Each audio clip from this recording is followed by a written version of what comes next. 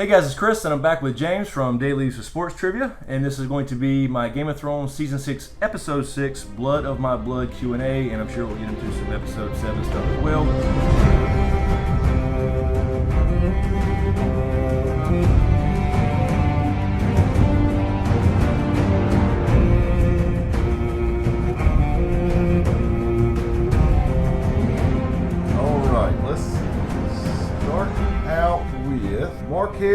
Kia says, after the Hodor incident, do you think Bran could be the many-faced god? No, I don't know what that many-faced god is. Yeah, the many-faced god is essentially death. It's what the Faceless Men believe in. That's who they serve. Basically what it means is it doesn't matter who you worship, whether it's the Seven or the old gods or R'hllor or whatever, you're going to die.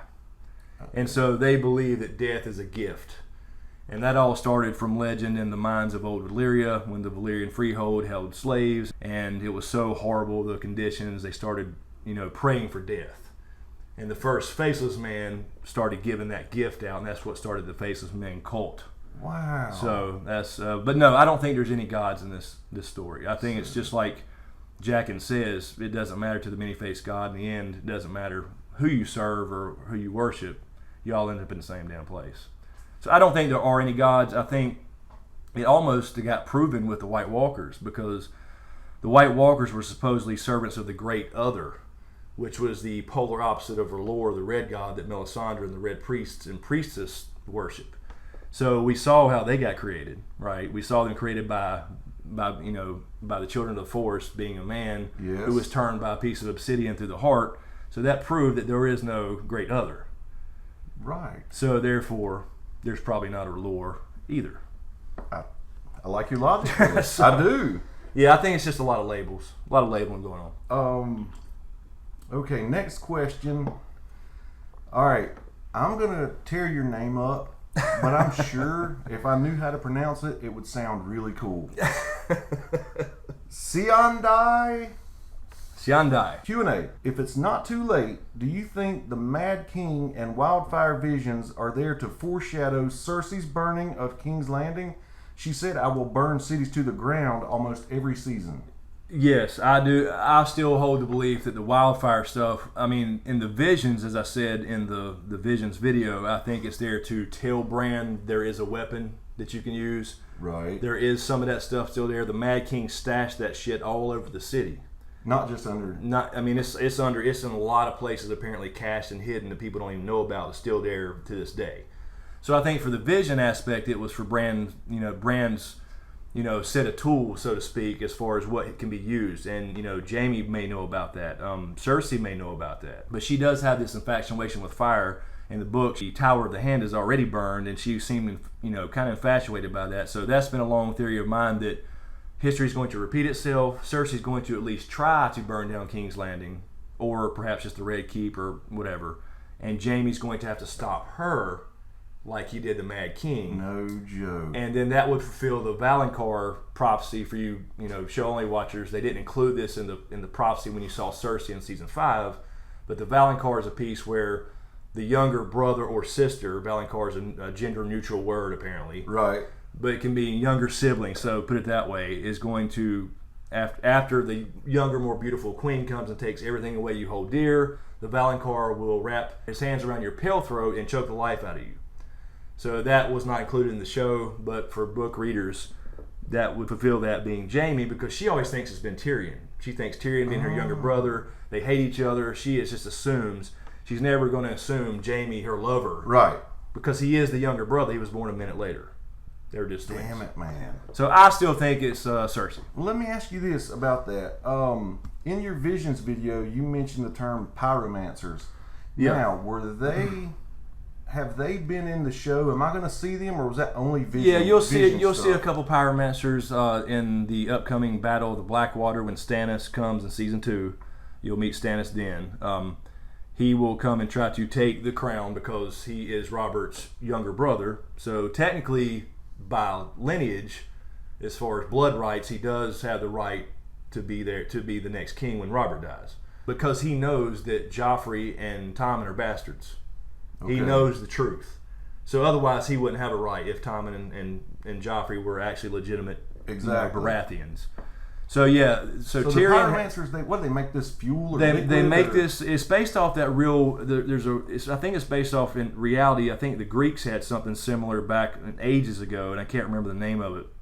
But it burns really hot, and it's almost similar to it's a man-made dragon fire for the show. Oh, okay. So it takes apparently it takes some kind of magic though, some kind of spell to make it, because you will see in the show as well, Tyrion comes up with this great plan, just like he does in the books. It's a little bit different. It goes down a little bit different to defend King's Landing against Stannis in Blackwater Bay, because he's sailing up with all his ships, and he has the pyromancers start making wildfire again. And they do say that their spells have been working better lately, but that was only after dragons were reborn into the world. No shit. So it implies that there's some kind of magical element to making it, just like Valyrian steel or something like that. So I love this crap.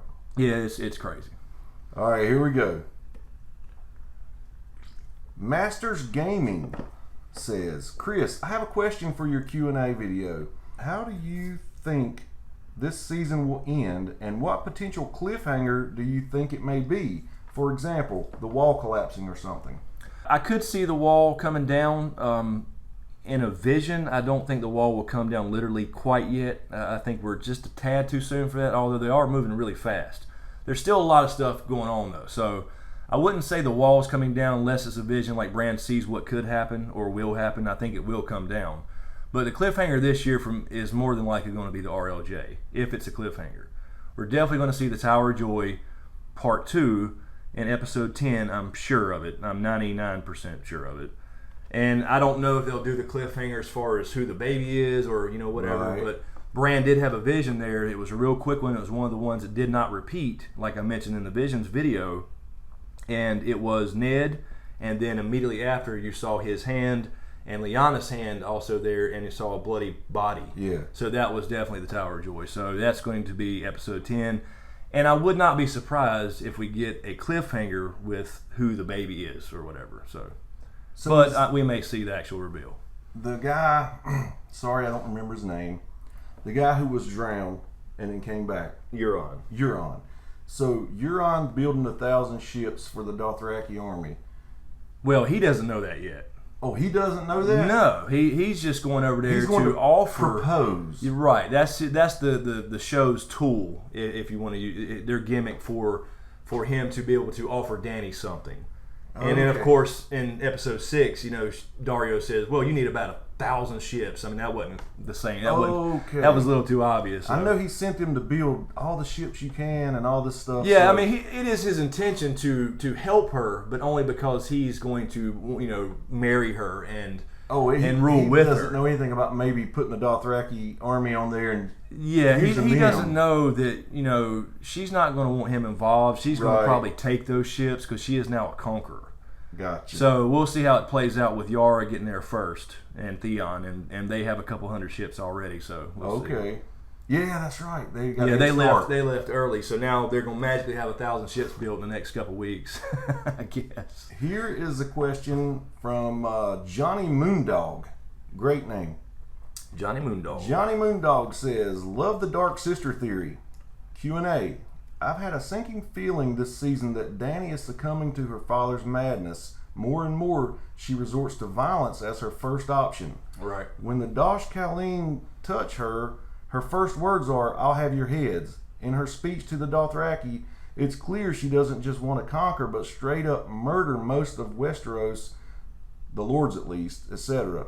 Do you think that we could have been misled and that Dany is the anti-hero? I believe that she will likely be seen as a conqueror, at least for a little while. Like I was saying, that's kind of what made me think about that when she did the unnecessary speech from Drogon. I mean, she had already proven herself, right, by walking out of a hut that was on fire. Yeah. But they had to introduce her getting in touch with Drogon again in some way, I guess. So I was fine with it, but it was one of those, come with me. But she did say, kill all my enemies. She didn't say, like, we're going to just kill everybody, right? So I could see her being looked upon like a conqueror, at least for a while, until she finds out about the real threat, because she's still focused on the Iron Throne. It's almost like the King's Landing shit, right? Everything down there, they're living in a bubble. they're all worried about, who's ruling or whatever, the High Sparrow and all that stuff going on at King's Landing. And nobody except for the very northern houses are now being alerted to the real threat coming with the White Walkers. So once Dany finds that out, I think she'll go back and be, this savior as well with Jon Snow. But I think I could see that too. For a while, I don't think the show's her intentions at first are this, but when she sees all the White Walkers and everything, she uses Drogon and everything to fight them. Yeah, that's the hope anyway. It may not go down that cleanly, but yeah, I could definitely see her being have a little Mad King in her for a while. All right, our next question comes from James Milkovic.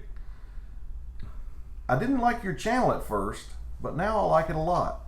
Thanks for making the videos. Who do you think Thank you.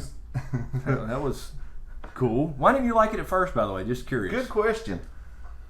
Who do you think is the prince that is promised, Dany or Jon? I would say probably neither. I don't think that prophecy is that straightforward. I think the idea of it is, the idea of the prince that was promised, or Azor Ahai, or whatever you want to call it, based off whatever culture it came from, is the idea that there's this one person that saves the world. This savior or whatever. And Dany fits all those things of the prophecy perfectly. Jon fits those in a lot of ways, especially in the books, as far as how his rebirth went. So, what about Bran? You can make anybody fit the signs. I see what you're saying. There were specific ones about being reborn or born under a bleeding star, which could have been the comment, but it could have been a lot of other stuff too. Born amidst salt and smoke. So there's a lot of little things that you can make just about anybody fit. Hell, I've made Sir Davos Seaworth fit the prince that was promised. I'll be damned. He was reborn a knight. He was called the Onion Knight. He took onions to Stannis and saved him. It was this whole thing. So I think the idea is at least what George R. R. Martin's going for, is that you have all this prophecy and people trying to fulfill it, and they hear about these legends and whatever, and they want to go out and fulfill these things, but it ends up taking a village. It ends up taking people working together to save the world.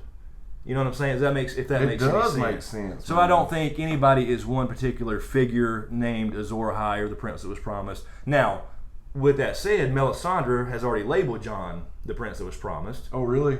And over in Meereen, the Red Priest Kinvara and all her followers have already labeled Dany Azor Ahai, which is the same thing. So it's going to be really interesting when she does get over in Westeros and gets involved in the War for the Dawn, and these priests meet at some point, and she thinks it's Dany and she thinks it's Jon.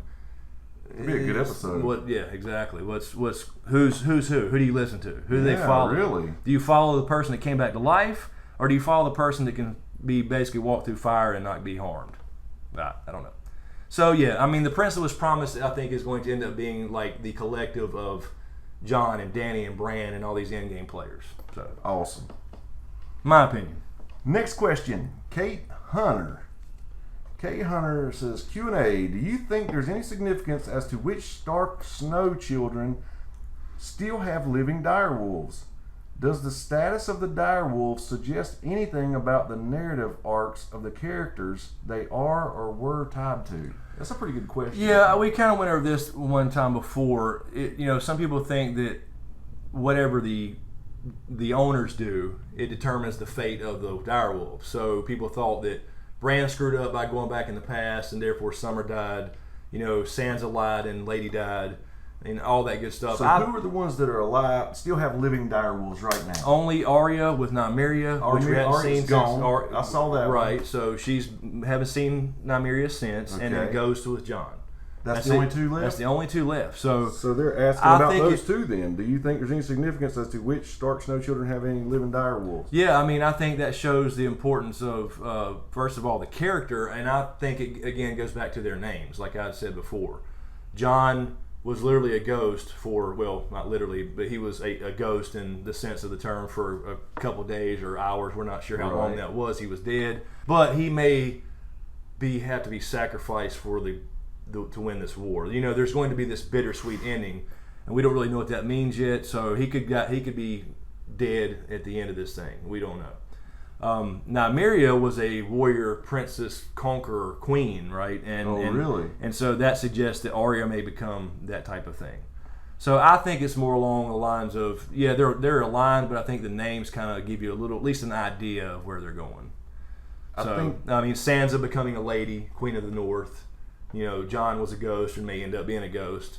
You had Bran, who's going to help restore Summer, not just that Summer. A lot of people said it was symbolism, and I'm sure it was when Summer died, about winter coming, jumping into the thing. Summer's gone, winter's here, and I'm sure it was. But also think about the other side of it. Bran's going to be the one to help save Summer. Wow. Right. So I think it goes back to what their end game is. Do you think that like Nymeria's return is going to be pretty awesome? Right, going to be right at the right time. I hope to save. I hope Nymeria returns. I do too. I hope they don't skip that in the show at least, and because in the books, in the Riverlands, there's this huge wolf pack running around, led by this giant wolf, that people have seen apparently, and we know who that is, but we haven't heard any hint of it in the show, as far as I know. Well, let's see here. But Arya is fixing to come back to Westeros, so maybe there's a reconnect there. I hope so. I hope so too. Marianne Grace Solomon says, Q&A. Do you think Jon was born through C-section? There was a cut in Bran's vision. It says hashtag hoping for R plus L equals J. Yeah, I don't know. It's hard to tell with that picture. That was one of the flash visions in the last episode where you saw the hand of Ned, the bloody hand. That's probably Ned's hand because he had the armor on around his wrist, and you saw Lyanna's hand was beside his. I said that was Lyanna's hand, but there was a bloody hand. That was Ned's. The one that folded his hand, but there's a smaller feminine hand beside his hand, beside a body. And it looks to be some kind of cut there. You see a lot of blood, but you can't really tell. So that's certainly a possibility, but there's no evidence for that in the books as far as a certain, whether it's a C-section or natural birth or whatever. And a lot of people speculate twins, and that's probably the question asked the most to me. Do I think Jon and Dany are twins? And let me go ahead and say this. According to our author, at least, Jon is about 9 months older, so no. Okay. So, I mean, it's a great theory. I like the idea of it, that they were both secretly born there, but it takes all this other stuff going on that's really too convoluted almost. But anyway, it's hard to tell. I mean, is that even a cut or not? I have no idea. It's just too hard to tell by that little picture. And it was really quick. Yeah. All of them were quick. Super fast. Now, I mean, almost seizure fast. All right, put your thinking cap on. All right. I've got a long one here. Here, wait a minute. My thinking cap. Got it. There we go. Yeah, you need it. All right. All right, you ready? Okay. David Boyd writes, for the Q&A, okay, I didn't read the books, and that might not matter, but do you have any insight on Jaime and Brienne meeting up in the Riverlands? Jaime gave her Oathkeeper Podrick and the armor, and he told her to go to protect the Stark girls. She's doing that with Sansa.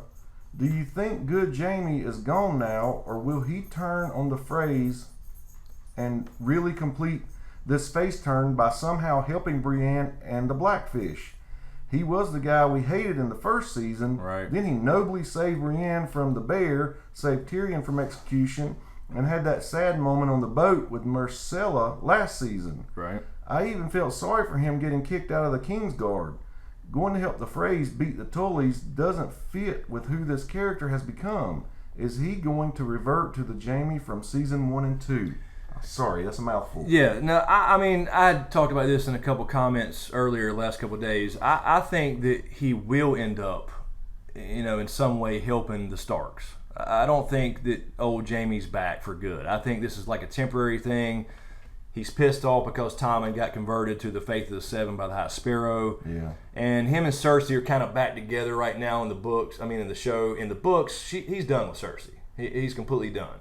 So I just have a feeling that once he runs into Brienne again, he's going to have those feelings come back for her and all that kind of stuff, and about being a true knight, doing the right thing again, because this is the character he did become. And so that's why I'm not liking this year as much as far as the Jaime, Cersei, King's Landing crap. It's kind of getting on my nerves how he's kind of back again to this asshole Jaime temporarily, but I think it's temporary. I don't know how this is going to go down exactly, but I think that in some way, shape, or form, he will end up helping the Starks in some way. I don't think he's going to just go out and start destroying, because he ultimately he learned all these lessons. When him and Brienne were together, he became this other person. He did save her. He told her the story of why he killed the Mad King. It actually saved thousands and thousands of people. It wasn't just to betray the king just to be a kingslayer. I mean, who wants to be labeled that the rest of your life, right? Right. So he has all these internal conflicts that you saw come out, and he became this character that you pull for. And a lot of people speculate that he is one of the Azor Ahai figures, going back to that question too. So I do think that some way Jaime will end up helping him in some way, shape, or form, keeping his oath, and I think that he is the one to probably kill Cersei. It's funny, David. Because Cersei's fucking crazy. It's funny, David, because I've watched 3 episodes now, and I hate Jaime. Right. And he keeps telling me, keep an open mind with him because you'll see some things happen as you keep watching. You absolutely hate him. I'm looking forward to it. You absolutely hate him at first. You just want him to die slow. Yeah. You do. And then a lot of stuff happens. Red CD asks, Q&A. I posted this in your Bran video as well, so with the risk of becoming repetitive and dull. It says, the symbol of the faith that was now put above the Iron Throne is the same scenery as the one Daenerys saw in the House of the Undying when she had the vision about the burned and snowed King's Landing. Does this, along with Bran's visions of the wildfire, mean that the destruction of Westeros is nearer than we think?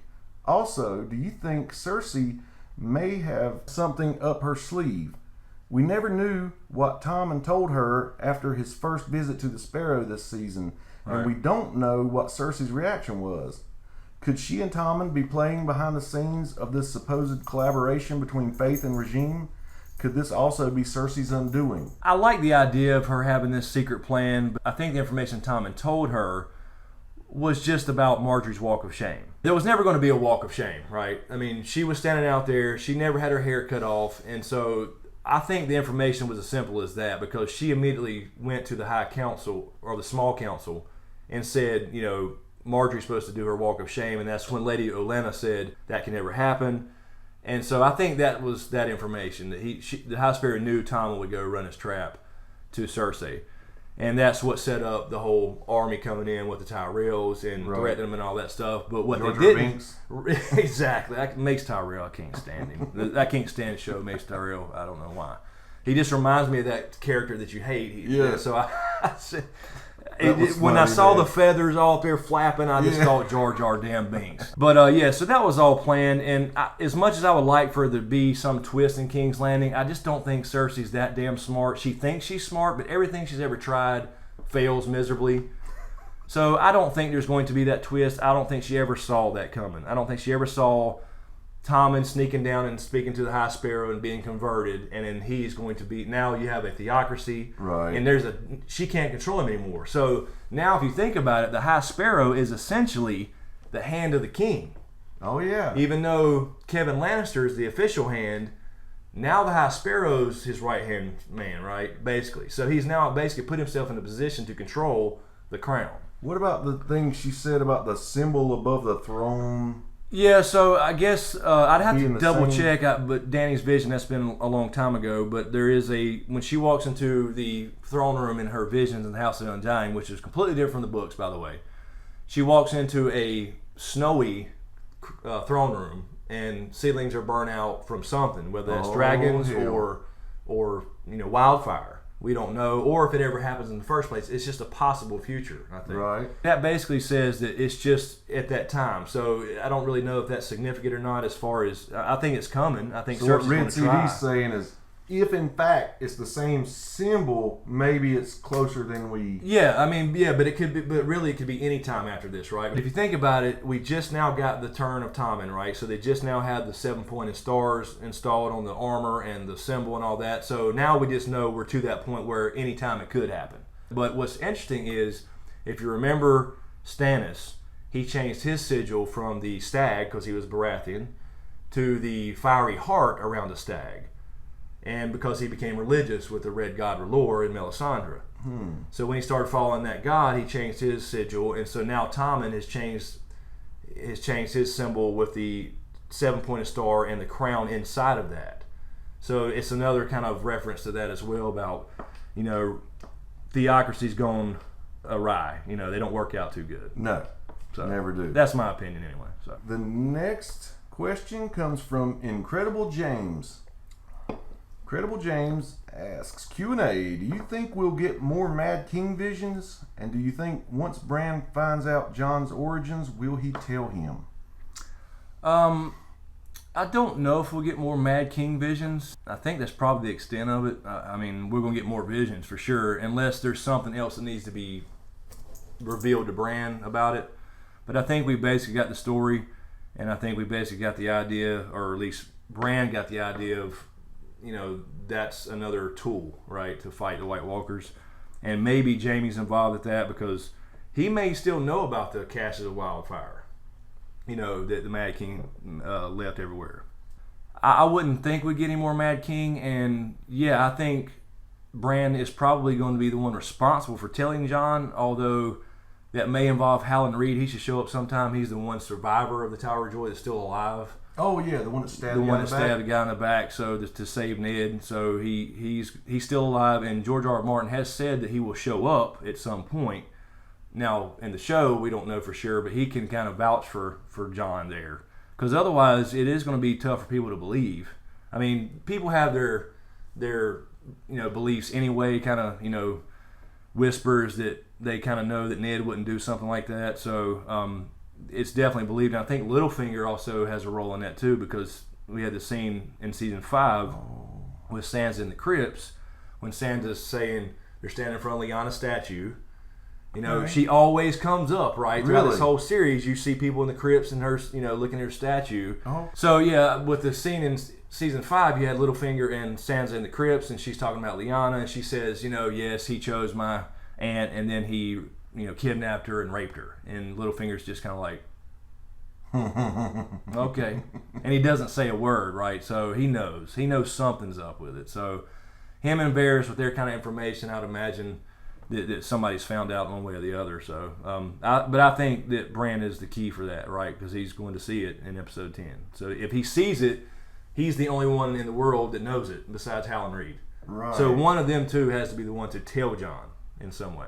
So, and like from episode 3, season 1 that I'm watching, Littlefinger and Varys, they do seem to know everything. Right. And so for different reasons, they know already. Yeah, it's possible they at least have an idea that they may not know a baby came from it, but they know that Rhaegar didn't kidnap Lyanna. Right. And I think that's what that implied with Littlefinger scene with Sansa, is that she thinks he didn't correct her, but his look was like, okay, whatever you think, So I think he knows at least that Lyanna left willingly with Rhaegar. Okay. So next question comes from Mo Aranshi. My nearly 60-year-old mother is in love with you, dude.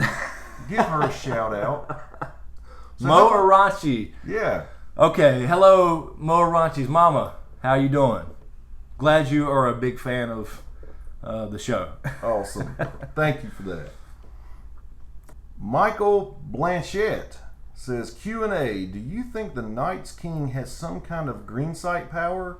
He seemed to know a bunch for a super isolated ice necromancer, as he seemed to know Bloodraven in some way, even to kill him personally anyway, and he saw Bran in the vision, etc. Yeah, I think there's some connection there. I mean, we just don't know enough about them to know what they can do as far as powers related to green sight and warging and all that, but they were created by the same race where all that comes from, right? So there's some connection there. He did like know about Bloodraven or something, because he had this look on his face like, I finally got you, old motherfucker, and then so there's definitely a connection there. We just don't know because there's no POV in the books about him. There's no Night King yet in the books. We haven't seen. I was going to ask you that. Yeah, there's a Night King historical figure that's a completely different person. Okay.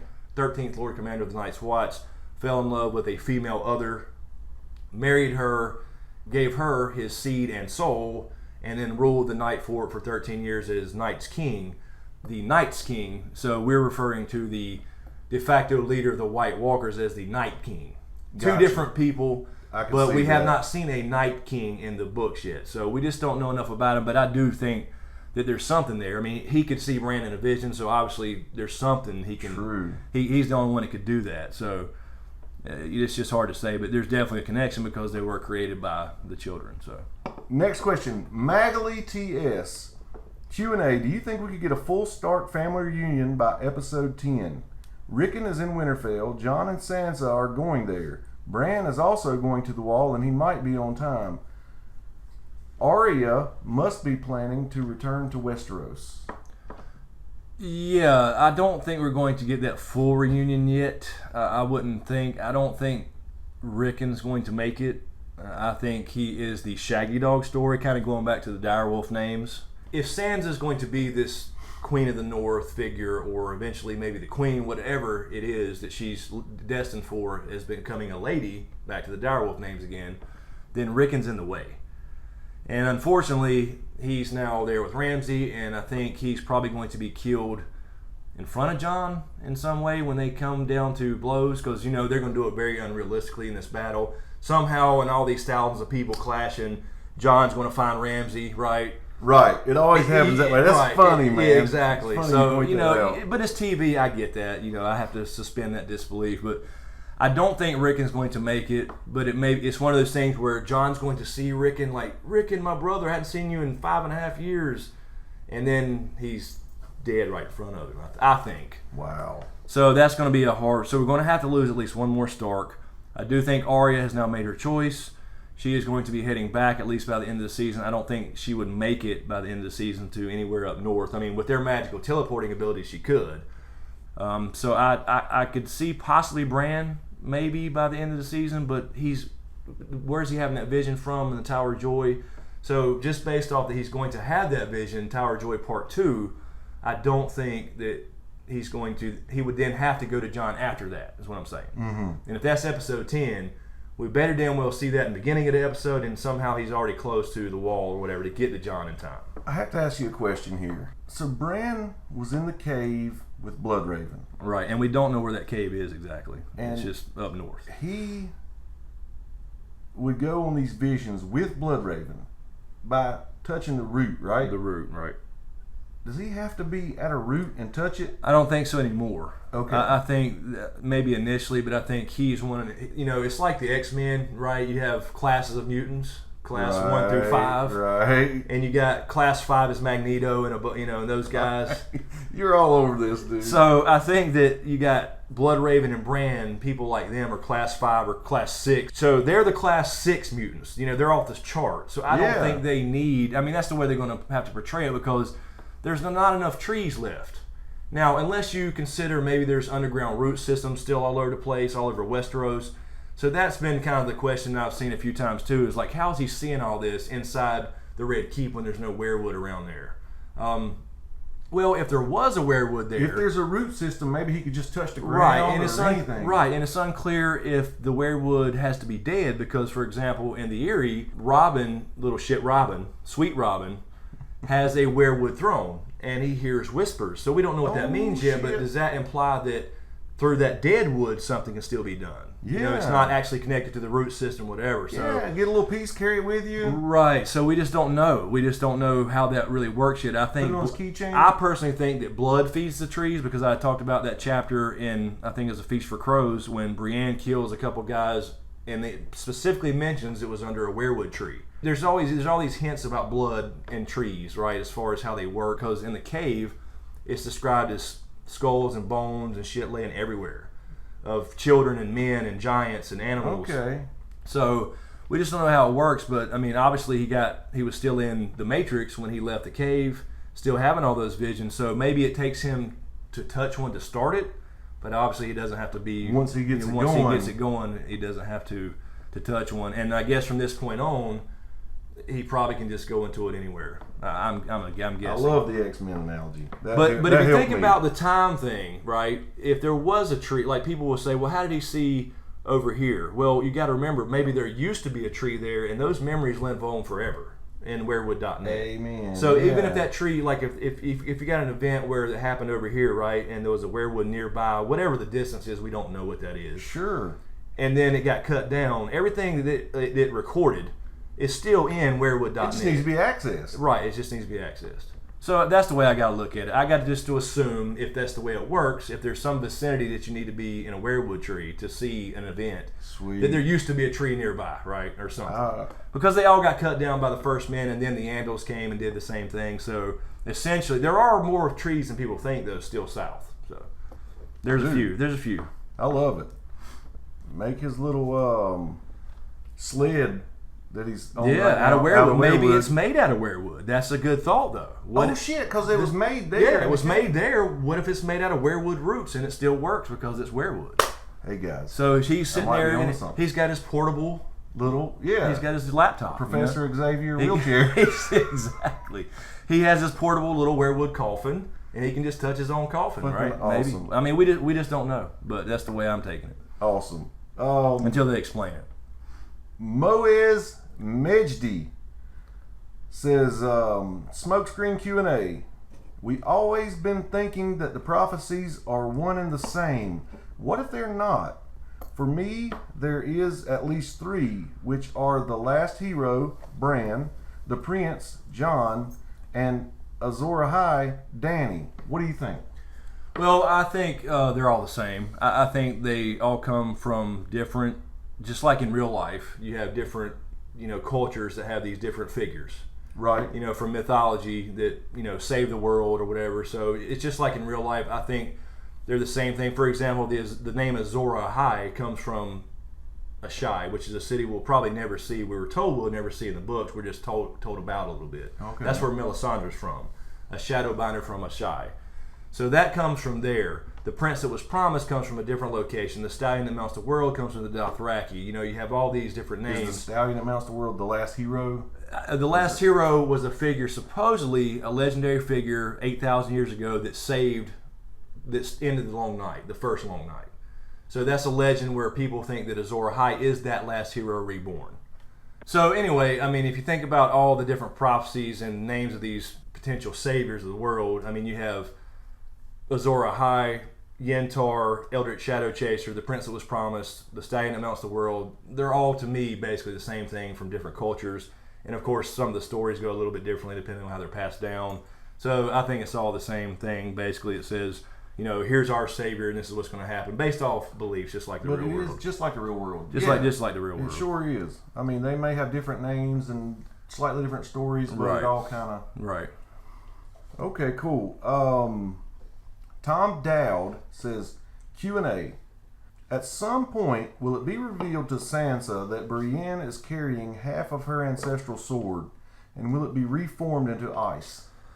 That's actually a good question. I never even thought about that. Because, she's standing there with half of Ned's greatsword. So, ice is the House Stark ancestral sword. It was a great sword, the one in season 1 where he chopped Homeboy's head off. That deserted the Night's Watch, right? Yeah. That saw the White Walkers the first time. That opened up the show for us.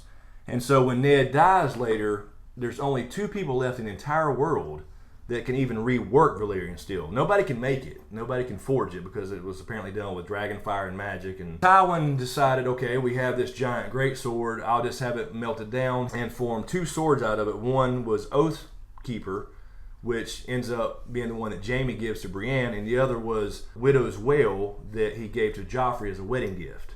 Okay. So ice became 2 Valyrian steel swords. So that's a good question. I mean, I don't know if Brienne even knows that, though. I don't know if Brienne knows where that sword came from. So she may not know the information to tell Sansa that she has ice. Melstott86 says, Q&A, love the vids. My new guilty pleasure. Awesome. The burn them all quote seems to be spoken in 2 different voices. Do you think one of these is Bloodraven or Bran? That's what I just had said in this Visions video. Did you notice that it was 2 different voices? I didn't notice it. I didn't either. I'd have Maybe to go back and listen to it. Yeah, I mean, it could have been, for effect or whatever, but I had speculated in the Visions video that it could be Bloodraven that had tried this on the Mad King, trying to warn him about the White Walkers. You have to burn them all, they're coming. But the timeline may not fit that well. I don't really know. It's just speculation. It's not that I fully believe that, but I think it fits, because Bloodraven tried this, right, and then drove the Mad King crazy, and then he realized, wait a minute, Bran, don't be doing that shit. I done tried that before, and it just makes shit worse. But I also didn't make clear because I was in a haze of fatigue. Yeah. From two Making back-to-back two videos in one day. Yeah, I mean two whole days of editing. That I wanted to point out that the other option would be that what if Bloodraven did it on purpose, only because if you didn't have a Mad King, if Aerys didn't go crazy, then you would have never had Dany hatching her dragons. Her mother would have never had been taken from King's Landing. There would have never been a sack of King's Landing, so she would have grown up there as a regular old princess. That's right. And never even been over to Essos, and she would have been sitting there now. Shit. She wouldn't have got the eggs. She would have never got the eggs from the Shadowlands, and none of this would ever have happened. So wow. This all led, the Mad King going crazy did lead to the current events that have happened, you That's could exactly say. right. But on the other hand, in the books at least, Aerys went crazy over a long period of time. It wasn't just like overnight. There was a particular event at, I believe, Duskendale, and it was a little area near King's Landing. I think it's a port town. And there was a house that they were getting kind of pissed off about the taxes or something, and was complaining about taxes, and Aerys was already jealous of Tywin Lannister, who was his hand of the king for 20 years before he became Joffrey's. And he was jealous of Tywin already, so he decided, you know what, I'll go take care of this shit myself. So he goes down marching to Duskendale and gets captured. Ends up being their prisoner for a few months. And that's what started him kind of going crazy. That's when the Mad King's, name came to be. He was actually rescued by Sir Barristan Selmy, and once he got out, he had everybody burned alive. So that's what started the whole thing about him being called the Mad King. Anyway, so it would have to be over a long period of time for as far as Bloodraven trying to do something like that. Kind of just fucking with him here and there. Yeah, it could have been just random attempts. I'm not fully buying into that by any means. It was just speculation, but I think it would fit for why Bloodraven was so adamant that no, Ned may not have heard you. Could have heard the wind, but obviously he knows something's up. So they wouldn't have put that in there without something would have to have happened or will happen based off going back and changing something or affecting the past. I love what you said about if it didn't happen. Right. Think of so it could have been completely on purpose. He ends up destroying the Targaryen dynasty, for which he fought his entire life. Wow. Because he needed dragons. Wow. Right. So just an idea. No, that's a pretty good one. Pretty logical. Okay, next question. Chibs84 says, what if the Visions was showing Bran the villains and heroes of the show, i.e. Dany is the villain and Jon Snow is the hero? People are hot on Dany being it the villain. Could be. Yeah, I mean, stuff. This last episode with her, giving the speech on the back of Drogon really kind of cemented the fact that potential fact that she may become like a heel for a while. But then she's going to end up. But yeah, with the fire. Right, but the thing is about that speech, it was unnecessary, but it was the way the show used to find Drogon again and reconnect with him, and she got to show him off, is what she did, right? But she also gave them a choice, just like she did the Unsullied when she bought them. She didn't get the Unsullied and trick the guy and then say, all right, come with me. She said, you are free men, you can leave if you want. Now, in her speech, she said, will you follow me? Will you come across the sea? Will you kill my enemies? Not, you are going to come with me and kill all the people, right? So Good point. You got to listen to the speech a little bit too, and the music they played was not very. It wasn't that badass music like she's just killed a bunch of people like the ones when she got the Unsullied or when she walked out of the hut. The music was really uplifting, and I can't see the show at least making her this bad guy for at least very long. You know what I mean? Yeah. She's going to have periods of Mad King in her. I mean, she's Targaryen, right? I think this is a good point, a good time for me to squeeze this in here. I didn't clip any of them, but a lot of people were saying, what happened to her horse? Remember me and you said that too? Yeah, it's like, did she just leave it tied to a rock? But dragons got to eat too, right? Yeah, some people actually said maybe she fed it to the dragon. Yeah, I mean, it's a minor thing, but you kind of notice stuff like that, right? I mean, she walks around the corner, or rides around the corner, and then comes back in the air from God knows where. Where's the damn horse? I mean, at least... Okay, let's see. Michelle Mood, or Michelle Moody, maybe, says, hey, Chris, great video as per usual. Thank you. Love the insight. Question. We know that the waif has been sent to kill Arya. Mm-hmm. I personally have a feeling she won't succeed. In that case, what do you think the Faceless Men do to those who drop out of assassin school? In other words, do you think Arya's fate is sealed since she will now have master assassins after her? Or do you think they'll let her go? Thanks. Well, here's the other way to look at this, and a lot of other people have thought of this too this week because I've read a lot of the comments, and so I was thinking the same thing. I don't think it's necessarily just Arya's test. I mean, it was mainly her test to go try to assassinate this woman who's playing Cersei, right? And she gets to see all these events she's missed and sees Joffrey die and enjoys that, right? And apparently the waif has been promised to Jaqen, apparently promised her if she fails, you get to go kill her. She said that, yeah. But why is the waif allowed to have feelings? Is it her test too? Oh. She can't be like, if she's no one, she shouldn't give a damn if Arya fails or not. She hates her. It's clear through every training scene that she is jealous of her in some way. So is this the waif's test? Could be.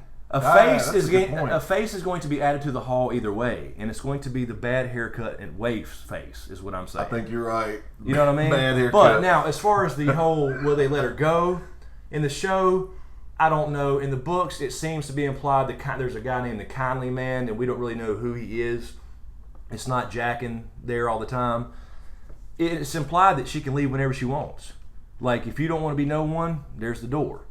So in the show, I don't know. I think it may be a test for the wave too, and there is going to be a face added to the hall, but it's not going to be Arya's. I mean, some people have speculated that maybe the wave does win and takes her face, and then she goes to Westeros. But that doesn't make any literary sense to me. So yeah, I think we're going to finally see that damn hair get cut off one way or the other. That's a terrible haircut. Okay, you ready for this?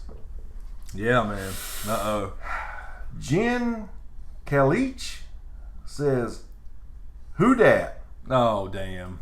LOL, but I love your videos, damn it all. Who shat? Damn Saints fans, I swear, and they're who dat. They pop up everywhere. I'm telling you, man, we've let it be known, where we're from. And I got my cheer wine. And the sun drops, so this is all Carolina stuff, right? Hell yeah. No, I appreciate... You ain'ts, stay out of here. I appreciate the love from all you, Aints fans and Sea Chickens and all these... One of your really good friends. The Cowgirls. Yeah, I have a really good friend who lives in Louisiana, and I have been to New Orleans and seen a Panthers-Saints game, and I really enjoyed the city. It was fun, and I would certainly like to head back. So everybody was really, really nice, even when I was in all my full Panthers gear. It was really cool. I enjoyed New Orleans, but... And and the thing with that is, I would pull for New Orleans before I'm pulling for an AFC team, right? Oh, me too. I mean, I don't understand why people can't do that. No, I don't get that either. If I have to choose between New Orleans, Atlanta, or Tampa Bay, and the Patriots, exactly. Give me a fucking break. Did you go to Bourbon Street? I did. Is it as awesome as it is? I mean, we spent a lot of time in the casino. Oh yeah, yeah, but no, we walk Bourbon Street all night and day, and you hear music playing all the time, man. Yeah, I love New Orleans. It's great. Very cool. And so the people there are pretty cool too. That's I mean, I can't support your team and your stadium. I tell you what, when I felt like I was going to fall off the damn thing. No shit. Yeah, I mean, I felt like I was going to fall down onto the field. Oh, steep. Yeah, it was so steep. It's so steep compared to Panther Stadium. Okay, next we have Joseph Ashley. Q&A, do you think the dragons will get larger like how they describe the dragons from the past? I hope so. We see Drogon pretty damn big now, but I don't know if in the show they'll make him much bigger. In the World of Ice and Fire book, Valyrian the Black Dread, which is basically what Drogon is now, it's kind of recurring history, right? It's repeating itself. He is big enough for Aegon the Conqueror to stand up on his back with like this, rig where he holds on. Oh wow! Like he's standing on his back because he couldn't get his legs around his, girth. I guess you could say. Yeah. So I hope he gets that big, since he's basically supposed to be like not a reincarnation, but the next Valyrians. But I hope we see Rhaegal and Viserion get the hell out of the pyramids. I don't understand why we haven't seen them yet get out. I mean, we saw Tyrion, and I had predicted that in the predictions videos that Tyrion will release them. They seem to kind of bond with him, which feeds the Tyrion Targaryen theories. And then they just walk back in the dark and they leave, and you never see them in 6 episodes since, or 5. But they are unlocked or whatever? Yeah, they're free. I mean, I guess they left the door open, and they're already free in the books, going around tearing up Marine. They're building their lairs in the pyramids, and which I think is part of that whole prophecy when the mountains blow in the wind like leaves, they're tearing up these, mountain style, Oh, yeah. pyramids. So they should already be out tearing shit up and growing, because now look how big Drogon has got being wild and free. True. And they've been chained up and it stunted their growth. So like a goldfish in a small tank. Right, exactly. So I hope they should have had him at least get out and at least disappear, so we can assume they're out growing and thriving. You know what I mean? Before they show back up. So I hope they go that route. Moving on, what I try to do, guys, is he put out a Bran's Vision video, and in the comments there were some Q&A questions. I tried to grab some of those, and then I went to the show episode breakdown and got most of the questions from there. Well, also, I would like to do some of your patrons from Patreon. Yes. So I'm gonna pick a few from there also. Yeah, definitely let them know to leave some questions on Patreon as well, and I definitely pick some of those for sure every week. Heck yeah. Let's see, we got Annie Smith. Q&A question. Which Iron Islander will reach Daenerys first? Euron or Asha/Yara? And do you think Dany will strike up a deal with them? Without the Dragonbinder horn, it's hard to not think of the Iron Islanders this season as the ship delivery service to get Dany to Westeros. Yeah, they are the Uber of Westeros right now. That's cool. Basically what it is. I think based off, logistics, it's going to be Yara first. I mean, they're already there. They're already on the way, right? So they took a few hundred ships. We don't really know how many, a couple hundred, few hundred, whatever. So they're headed to probably Slaver's Bay, and they'll probably stop by Volantis first. We did see Yara in Volantis in the teaser. So I'd imagine she's going to get there first and probably strike up a deal with Dany before Euron does. That would just be my guess. And that Euron's going to come over thinking he's going to do all this and that, and then he's going to get screwed. Yeah. That's my opinion. So. Royally. So she's going to use his 1,000 ships, or that's going to magically get built in a couple weeks, but he may not be involved in it, one way or the other. Because again, she right now she is kind of a conqueror, and she's going to take what's hers. Do you have time for a long one? Sure. All right.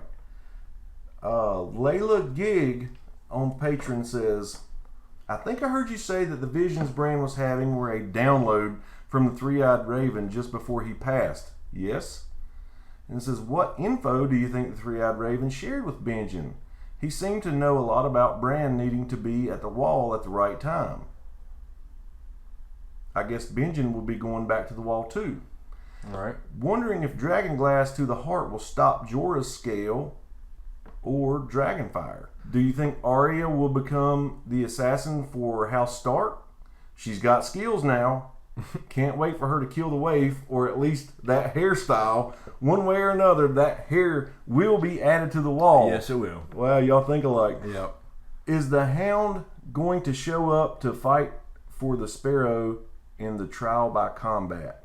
I think that he's shared everything. And I think there's some connection, obviously, what we were talking about before with benjen now and Bran, because he knew too much. He knew everything that Bran had just seen in a vision. And he said, the three-eyed crow called out to me. So I'm taking that as in, at some point, whether it was then in the vision somehow when we saw the ravens, which kind of represents green sight to me, that he called for him either then or sometime in the past, he has told him to be there at a certain time. It was just too convenient. You're in the haunted forest is massive, and then he shows up at just the right place at just the right time. So there is some connection there. Again, we just don't know how that works as far as the magic's involved, but they are linked because it's the same magic that Bran has as far as the Children of the Forest, and how he was created or saved in this case. It's the same as the White Walkers are similar. And the green sight and all that's obviously Children of the Forest related northern magic, right? The next part was... Wondering if Dragonglass to the heart will stop Jorah's scale or Dragonfire. I would think with Jorah that he would end up going to Quaithe first. She's the one in the books who gives Dany all these visions and keeps her reminding her, remember who you are. Okay. And all this stuff. Yeah, so she didn't have a big role in the show at all compared to the books. But I would think he would try something like that, or perhaps a red priestess or priest, because it's pretty interesting as far as the grayscale being on the arm, because in the books, Victarion, who is Euron's brother, not in the show at all. This is what Yara is going to kind of be doing. He meets a red priest called Makoro. And Makoro, he has an injury, I remember right, on his arm. And Makoro takes him in there and saves his life. And then from that point on, he's like, I'm going to keep this guy around. Yeah. So that's another possibility that, a religious, zealot like, Kinvara or somebody like that could actually save Jorah as a possibility. How would he even know to go there to get that operation? And we don't know if there's any children left in the show. Oh, they yeah, may you be on that earlier. That's right. Yeah, I mean, they may you be have on to have them involved. Right, they may be on the Isle of Faces, but we've never seen that in the show. So, I mean, in the books, there's supposedly a lot left in the Isle of Faces, but I don't think we're even going to see that. So he wouldn't even know to go there. So, and do you think Arya will become assassin for the House Stark? The unofficial one, yeah. I kind of, sort of. I mean, that's kind of, what she's still got her sense of justice, and that's why she chose to be Arya and not no one. She was never going to be no one. Needle to her, there was a chapter in A Feast for Crows, I believe, when she's talking about Needle. Needle represents everything to her. It represents her mom, her dad, her brothers, and Jon's smile, I think is what it says. Wow. So Needle to her represents her family and her past, and she just went and got that back. Yes. So she's going back, and she has a sense of justice, but she hadn't forgot either. The North remembers.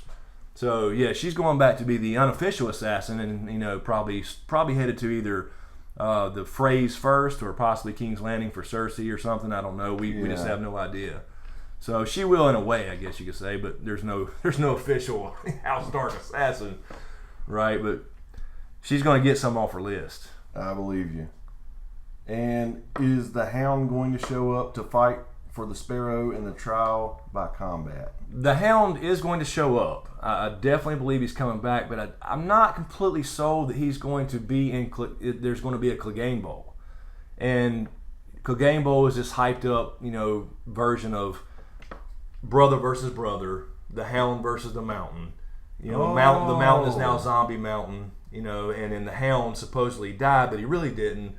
In the books, he has if he is in fact alive, which most of us believe he is, because he was found on a place called the Quiet Isle, and the elder brother meets Brienne in the field, just passing by basically, and she sees this guy that's lame and reaches down to scratch a hound, a dog that stops by, named Dog, by the way. Yeah, so I'm not completely sure that the Hound's going to fight. As a matter of fact, as much as I would love to see him kill the Mountain for good, I really loved.